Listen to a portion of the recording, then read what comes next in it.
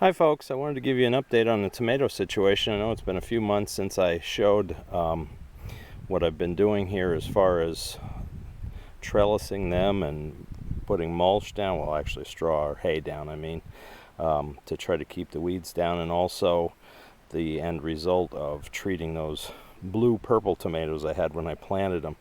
As you can see, in the course of the few weeks since I shot the last video, they are doing very well as far as growth goes, and I have tied them up so that they won't be on the ground. I'm getting lots and lots of blossoms right now. I've harvested a few small tomatoes off of here already from some of the other varieties. These I think are all the large varieties here, the big boy or the super steak, so they're going to be a while yet, but as you can see, they're all doing well. And putting the newspapers down and then the hay on top of that, you can see I've got no weeds in there. Along the edge here, yeah, there's some grass. I got to get through here with the tiller again to kind of knock that little bit down. But compared to what I typically had in the past, I've had to spend no time at all out here weeding on them. Now, I have been out, as they've continued to grow, I've tied more and more of them up, and I have some plants here that I've got 3 or 4 ties on, strings on, to hold them up so that they don't sprawl all everywhere. They've got a lot of growth left, of course, and I'm hoping that they'll just continue to grow up through the panels here. As you can see, let's see if I can do this without making a... As you can see, there's some from the other side here that are growing through on this side, which is what I want, so that they will kind of be intertwined. This one, as you can see, has come up, I bet that's a good 3.5 feet up there by now. I realize that this isn't all that impressive compared to where some people's tomatoes are this year. As I said before, I got these in late, and then I had the problem with the with the blueness from the mineral deficiencies. But considering what I typically have, I'm thrilled by what I'm seeing, because not only do they look very healthy, but they're also growing well, minimal weeds, and if this trellising system works, which it should obviously, because other people have done it, then this will be how I grow tomatoes from here on out. So, and as you can see, there are some tomatoes growing there already.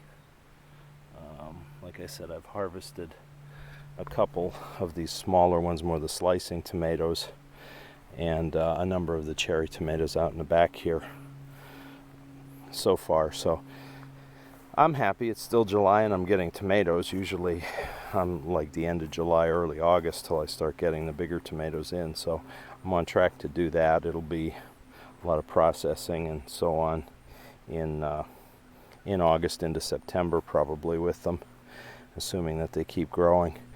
Now, we have had a lot of drought here, a lot of lack of rain for a number of weeks now. And the last 2 weeks, I was out here maybe every other night or every couple nights hand watering, not just the tomatoes, but both gardens, to try to keep them from drying out or falling behind in their development. Not an easy job. I was hesitant to get the hoses all set up to do it more efficiently, because it's a pain in the neck then to mow grass, because I got hoses everywhere. And we did get in the last week maybe about 1 inch of rain total from a couple thunderstorms that came through. So you can see the ground isn't dry now. It is a bit, we did a bit of a storm yesterday, so it is a bit damp. And also, again, you know, with the newspapers and the hay down in there, that's holding the moisture too. And you can see these plants all look pretty well. They don't look heat stressed or the leaves curling. There's 1 or 2 down near the end here that might be a little more so, but these others, for the size of these plants and the amount of water consumption that it would take to keep them healthy and green like this mulching system absolutely is the way to go, because tomato plants certainly do love their water. The string I used was just your basic cord string, ball of cord string, nothing fancy about it. Basically what I would do is I just take the end and put a loop on it, and then loop around. Let's see if I can show you one here easy. Here, maybe there. I just loop around the stalk and then pull the string through and then tie it off here at the top. That way, as the tomato plant grows and this stem gets thicker, it can expand because this loop isn't tight. I mean, the tension from the string is holding it up, but it's not tied tight at the plant. So that way, if they do grow bigger, it won't cut into the stems as much, and then hopefully that'll keep them healthier and they can continue to grow. It's also an easy way to put it on. I mean, you just loop it around and that's that. So maybe there's a better way that you know to do that, but that's what I just did. So this is the update on the tomatoes, and while I have you here, I'll give you another quick update on the pole beans. Remember I said that was my experiment too this year. Well, if you look here, what you're seeing is the pole beans are growing well. They're coming right up the frame here, and as you can see, they've put out leaves and now blossoms. So I'm expecting that probably in a couple weeks I'm going to have some beans growing on there that I can harvest again. If I can get green beans by mid-July, that's normal for me. I've had some as early as the 4th of July some years, but those were the bush beans.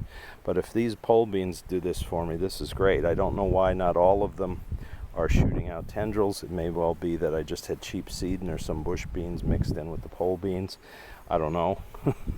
But the ones that are growing are doing very well. I mean, this one here is as tall as I am with this tendril that's kind of hanging in the air. I'll have to train it to go out along the top rail, I guess. And we'll see what happens. Like I said, for me, this is my first year trying this, so we'll see what results. But hopefully this will be another solution for me to make gardening easier. Okay, I won't hold you up anymore. I just wanted to give you those updates, show you how the experiment is going. Please continue to like and subscribe. We're well over 500 subscribers now, which is excellent. I hope to have some other videos coming up beyond gardening in the future, other mechanical things and repair things and stuff that I still have to do, some remodeling things, but as for right now, this is where we are. So thank you for watching. Please like, subscribe, and share our channel with others.